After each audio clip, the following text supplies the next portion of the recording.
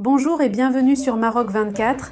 Pour ne rien manquer de nos prochaines vidéos, faites en sorte de vous abonner et d'activer la fonction de notification. Aujourd'hui, le lundi 4 décembre 2023, on va éplucher la diatribe du commentateur sportif algérien Draghi contre Infantino, l'accusant d'avoir bradé la CAN 2025 au Maroc. Cette saga de l'organisation ne cesse de susciter des remous en Algérie. Pourquoi cette agitation? La décision en faveur du Maroc reste un sujet brûlant. Preuve en est les récents propos incendiaires de l'inflammatif Draghi.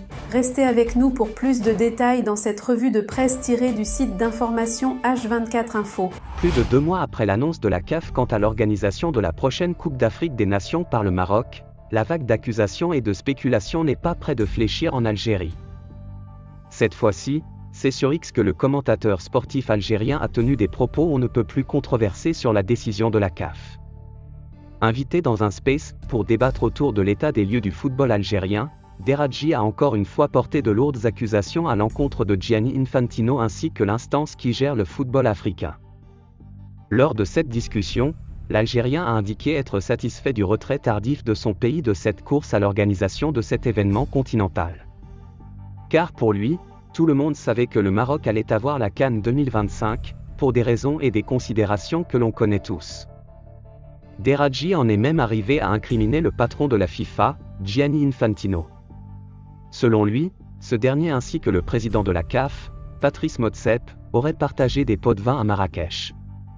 Le gâteau a été partagé par Gianni Infantino lors du congrès de Marrakech, conclut-il à ce sujet.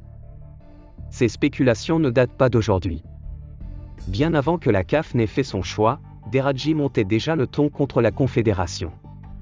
Le commentateur de beIN Sport était l'un des premiers à critiquer ce choix pourtant logique si l'on compare les infrastructures des deux pays. En effet, à peine livrés, nombre de stades en Algérie suscitent des questions. Dernièrement, c'est le complexe d'Annaba qui en a payé les frais.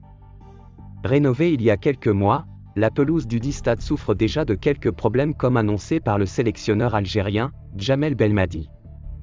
Cela rappelle les accusations en nombre, portées contre l'arbitre gambien Bakary Gassama, qui selon Draghi aurait lui aussi touché un bon pactole après le tristement célèbre Algérie-Cameroun.